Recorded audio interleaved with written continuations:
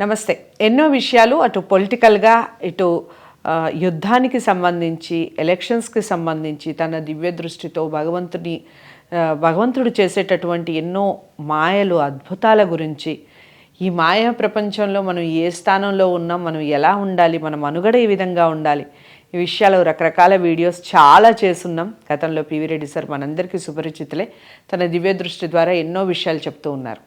అయితే ఈ మధ్యకాలంలో మీ అందరూ కూడా చూసే ఉంటారు, నేను అప్పు చేయలేదు, అప్పు చెయ్యాలి అంటే భయమేస్తుంది అని, అప్పు మనకి ఎక్కడా పుట్టట్లేదు అని, ఇలాంటి వీడియోస్ కొన్ని కట్ చేసి పెడుతున్నారో లేకపోతే మొత్తం స్పీచ్లో అలా నిజంగానే రేవంత్ రెడ్డి గారు మాట్లాడారో తెలియదు, కానీ అలాంటి వీడియోస్ ఈ మధ్యకాలంలో వస్తూ ఉన్నాయి సోషల్ మీడియాలో.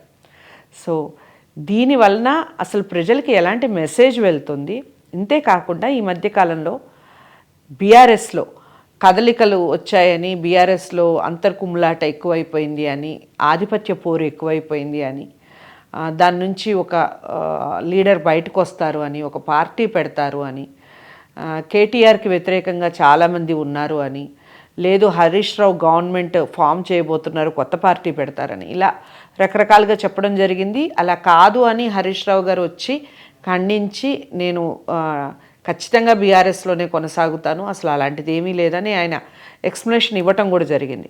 మరి ఈ కుమ్ములాటలు ఇలాంటి విషయాలన్నీ కూడా కాంగ్రెస్కి ఏమన్నా ప్లస్ అవుతాయా లేదా మైనస్ అవుతాయా? ఫ్యూచర్లో ఏ గవర్నమెంట్ మన రాష్ట్రంలో తెలంగాణలో ఉండబోతోంది? ఈ విషయాల గురించి పివి రెడ్డి సార్ ఏం చెప్తారో తన మాటల్లో తెలుసుకుందాం. నమస్కారం సార్. నమస్కారం మేడం. సార్ చెప్పండి, ఫ్యూచర్ పార్టీ ఏంటి మన తెలంగాణలో? రేవంత్ రెడ్డి గారి గవర్నమెంట్ అందరూ ఎంజాయ్ చేసే విధంగా హ్యాపీగా లీడ్ చేసేలాగానే ఉందంటారా, లేకపోతే ఏమన్నా బీటలు బారే అవకాశం ఉందా గవర్నమెంట్కి? ఈ 5 సంవత్సరాల్లోనే ఏమన్నా మళ్ళీ ఎలక్షన్స్ వచ్చే అవకాశాలు ఏమన్నా ఉన్నాయా? బీఆర్ఎస్ నుంచి విడిపోయి చాలామంది కాంగ్రెస్లో చేరతారు, కాంగ్రెస్కి వెళ్తారు అనే కొన్ని టాక్స్ కొంతమంది వినిపించడం. ఇక సోషల్ మీడియా పెడితే ఏది వాస్తవం ఏది అవాస్తవం కూడా తెలియని పరిస్థితి ఉంది ఇప్పుడు.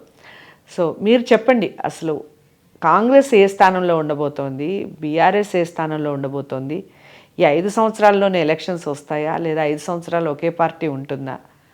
ఏమిటి పరిస్థితి? ప్రేక్షకులకు, పొలిటికల్ లీడర్స్కి, ప్రతి కార్యకర్తలకు నేను నమస్కరించి చెప్తున్నా మేడం. దయచేసి నేను చెప్పే ప్రతి సబ్జెక్టు, అసలు నేను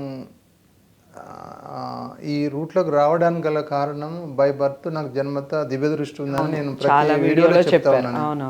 జరగబోయే పరిణామాలు భవిష్యత్తు మనకు తెలుస్తుంది కాబట్టి జరగబోయే పరిస్థితులు ఇలా ఉంటాయని నేను కేవలం దివ్య దృష్టి కోణంలో చెప్తున్నా, కానీ వ్యక్తిగతంగా కానీ పార్టీపరంగా కానీ ఎవరి మీద అభిమానం ఉండి మాత్రం నేను దయచేసి నాకు భేదాభిప్రాయాలు ఏమి లేవు. యాక్చువల్గా ప్రతి వ్యక్తి నాకు శత్రువు మిత్రువు కానీ ఎక్కువ నేను గౌరవిస్తాను శత్రువుని. దివ్య దృష్టితో చెప్తున్నాను నేను. ఎందుకని అలా? ఆ శత్రువు చేయబట్టే మనం బాగుపడతాం. మీరు శత్రువు అంటే ఒక విషయం చెప్పాలి పివి రెడ్డి సార్ గురించి. మేము గతంలో కేసీఆర్ గురించి అనుకుంటాను, మేము ఒక వీడియో చేస్తే అది కేసు అవ్వడం జరిగింది, మళ్ళీ వాళ్ళే విత్డ్రా చేసుకోవడం కూడా జరిగింది. అంటే ఆ వీడియోకి సంబంధించి చెప్పండి సార్.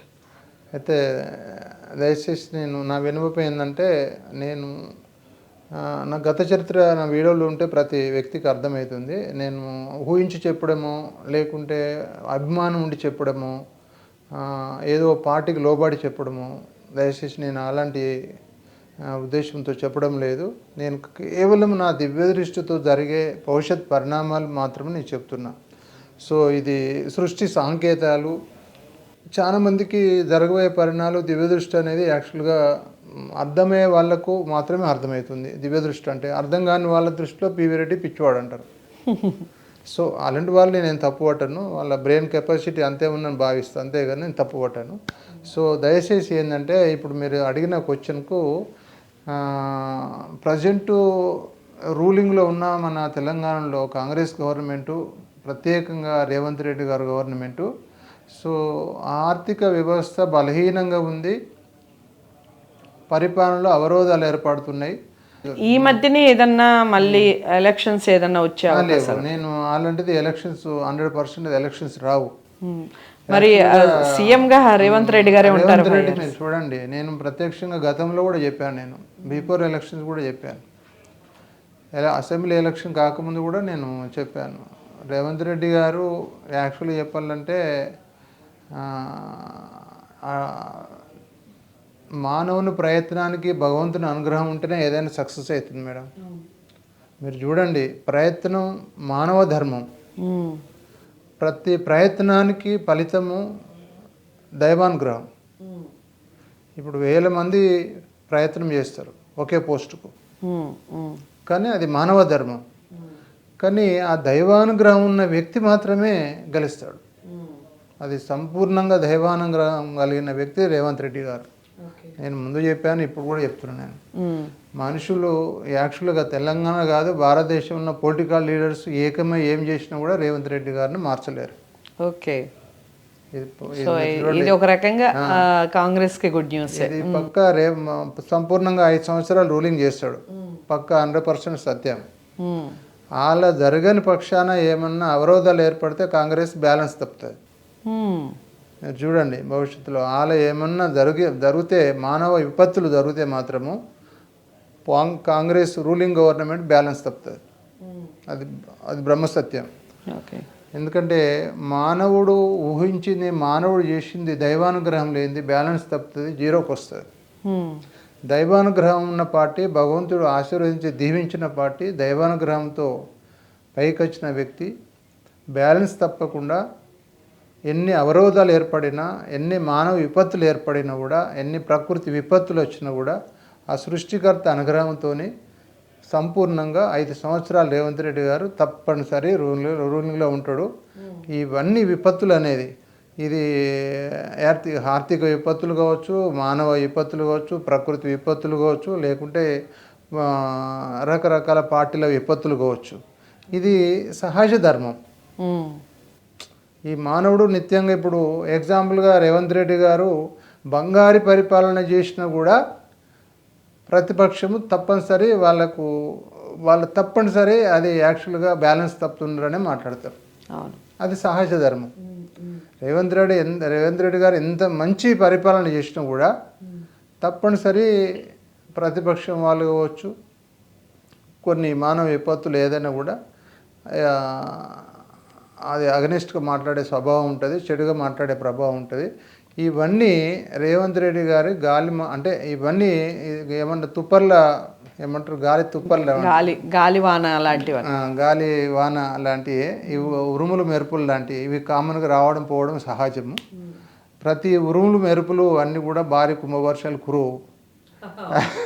గాలితో కూడిన వాన ఏదైనా కానీ అంతే కదా. మీరు చూడండి, అది దైవానుగ్రహం ఉంటే అక్కడ కుంభవర్షం కురుస్తుంది. ఉరుములు మెరుపులు భారీగా వచ్చినా కూడా అది వర్షాలు పడతాయి అన్నది గ్యారెంటీ లేదు.